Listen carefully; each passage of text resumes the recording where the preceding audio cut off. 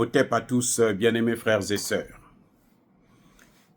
Revenons sur le déroulement des événements qui ont amené à ce que les capitales occidentales ont fêté, ont jubilé en ce qui concerne la fameuse capture de Goma. Tous, ils ont dit, la ville de Goma va tomber. Si je comprends bien, c'est le dernier coup de marteau de Joe Biden. Il a essayé une dernière fois de prendre le morceau.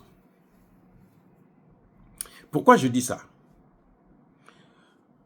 Madame Lucie Tamlin, ambassadrice des États-Unis en RDC, a été nommée par Joe Biden parce que démocrate depuis 2023.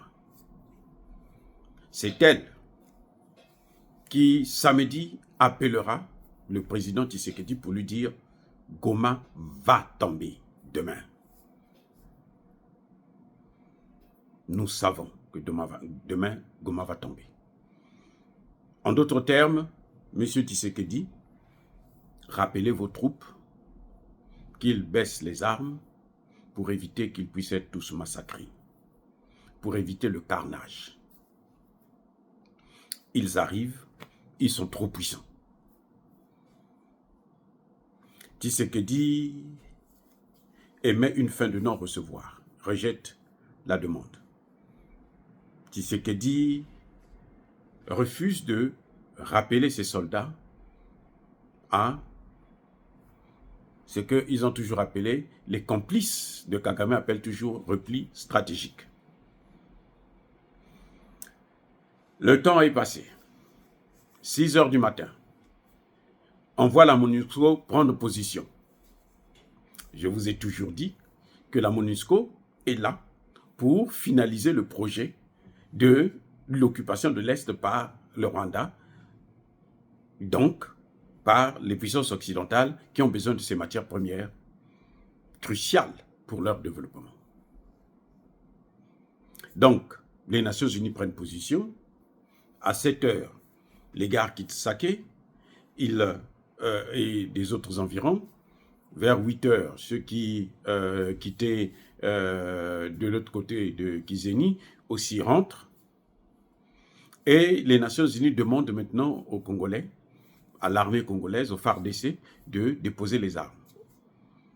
Vous nous donnez vos armes, on vous donne des vêtements civils, et puis on vous protège pour que quand ils arrivent, ils ne vont pas vous toucher. Les jeunes qui viennent de la formation, qui sont nouvellement rentrés dans l'armée, se donnent le mot de passe en Swahili. Ils disent, vous savez quoi? Ça, c'est un piège. Si on nous prend ici, là, ils vont nous amener quelque part, et c'est même eux-mêmes qui vont nous neutraliser tous. Ils vont nous canarder. Et ils vont faire croire que ce sont les autres qui sont venus qui nous ont canardés. Et ils ont dit, mais comment se fait-il que eux, ils sont à peine, en fait, il y a eu à peine 400 soldats rwandais qui sont venus pour occuper une grande ville comme celle de Goma. C'est une grande ville.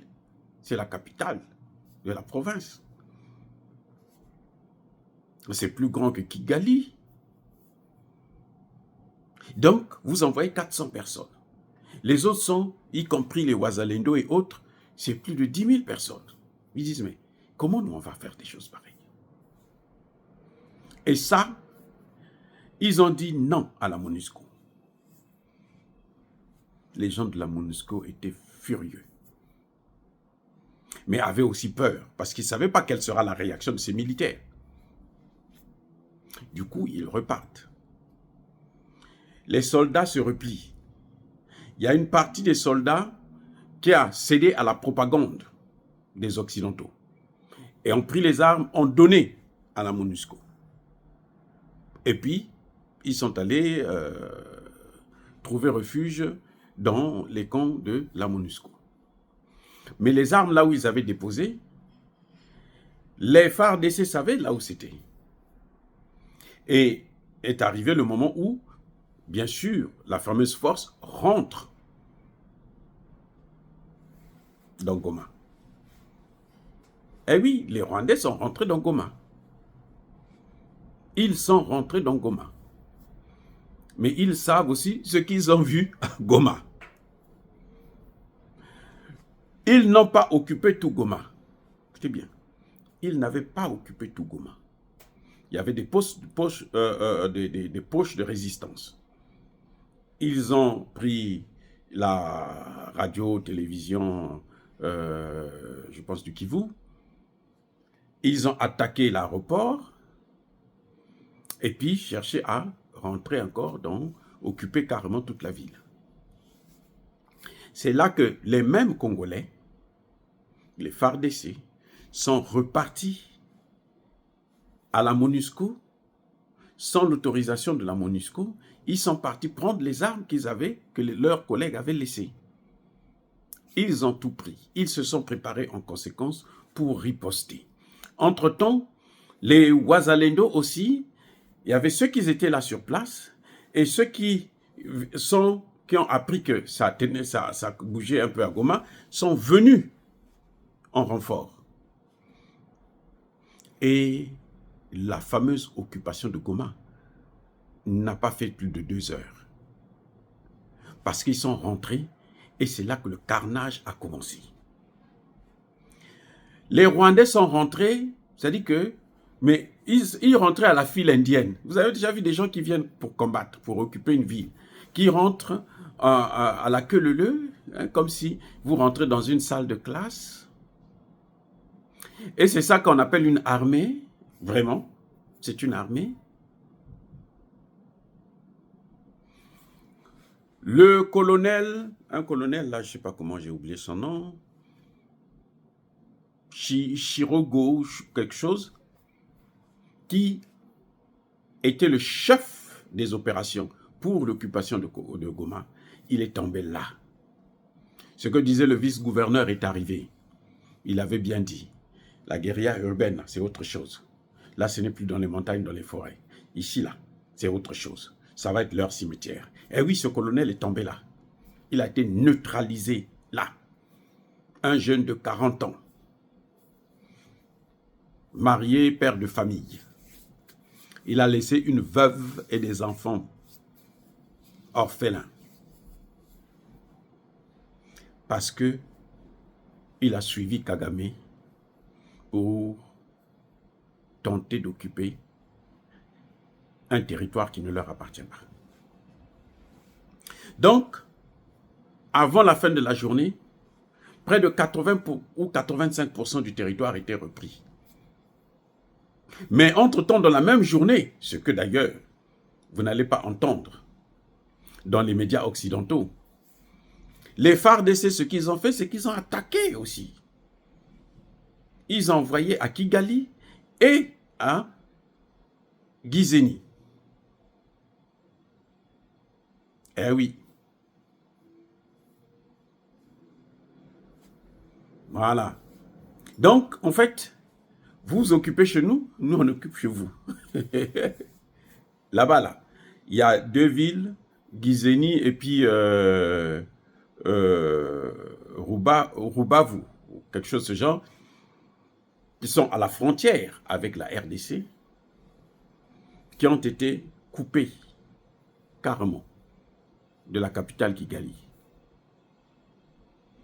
Kagame a interdit tout déplacement vers la frontière avec la RDC. Tous les villages qui vont à la frontière ne peuvent plus, les bus qui font Kigali frontière n'ont plus le droit de venir et ceux qui quittent la frontière pour venir à Kigali n'ont pas le droit aussi de rentrer dans la capitale. On a coupé l'Internet pour qu'on ne puisse pas avoir les informations, bien sûr, mais nous avons tout parce que nous avons nos hommes qui sont là et qui combattent. Voilà ce qui en fait s'est passé, c'est que c'était un coup monté. par la communauté internationale. Ce que j'ai oublié de vous dire, c'est que depuis mercredi, jeudi et vendredi, les puissances occidentales demandaient à leurs ressortissants de quitter. Leurs diplomates, tout le monde devait quitter Kigali. Parce qu'ils ne savaient pas ce qui devrait se passer, puisque le président Tshisekedi avait bien précisé que si Kigali est attaqué, alors nous, plutôt si Goma est attaqué, nous attaquerons Kigali. Et c'est ce qui a été fait. Eh oui. Et pire encore, c'est que dans la soirée d'hier, lundi, eh bien, ce que nous ne soupçonnons pas, moi je ne savais pas que, en fait, le Rwanda est alimenté en électricité par la RDC, les amis. Et je me demande comment, pendant 30 ans, le Rwanda continue à recevoir l'électricité de la RDC et continue à déstabiliser la RDC. Qu'est-ce qui a fait que Tshisekedi, pendant 6 ans, ne pense pas que la première des choses, ce serait d'abord de couper l'électricité, la deuxième, ce serait de fermer la frontière, et la troisième, de suspendre des relations diplomatiques. C'est seulement après la situation de Goma que, justement, tout ça est arrivé. Donc, aujourd'hui, le Rwanda est dans le noir. Les Rwandais aussi commencent maintenant à savoir ce que c'est que la souffrance, le manque d'électricité. J'espère que l'Ouganda et le Kenya vont fournir l'électricité à Kagame. J'espère seulement que Tshisekedi ne va pas encore se laisser convaincre par son entourage pourri, ces incompétents qui ne valent rien, qui passent leur temps à intimider le président pour ne pas prendre les vraies décisions, pour continuer à courir, à faire la courbette devant les Occidentaux. J'espère que ça n'arrivera plus. Parce que, qu'est-ce qui s'est passé en RDC même? C'est que depuis le début de cette situation qui a commencé jeudi, vendredi, il n'y a aucun homme politique congolais qui est sorti pour parler. Aucun. Ni député, ni sénateur, ni opposant. Les opposants surtout, c'est même pas la peine. Pour les opposants, ils pensent que si Goma tombe, alors Tshisekedi va peut-être démissionner ou bien il y aura un coup d'État ou quelque chose de ce genre.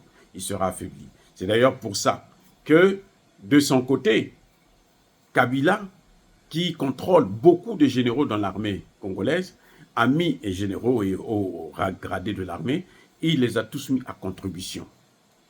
C'est d'ailleurs ce qui a permis ce petit incident qui a été vite corrigé, et j'espère seulement que les leçons vont être tirées.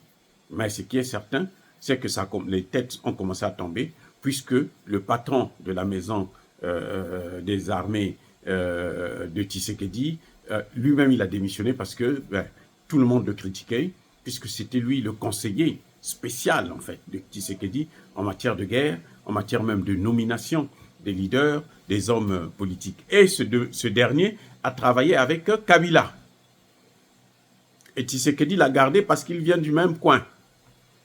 Parce qu'il est aussi Moulouba comme lui. Et c'est ça le problème. Maintenant, j'espère que Tshisekedi va comprendre que la compétence n'est pas question de race ou d'ethnie. Non. La compétence, si on est compétent, on est compétent. Si on ne l'est pas, on n'est pas. Si on est corrompu, on est corrompu.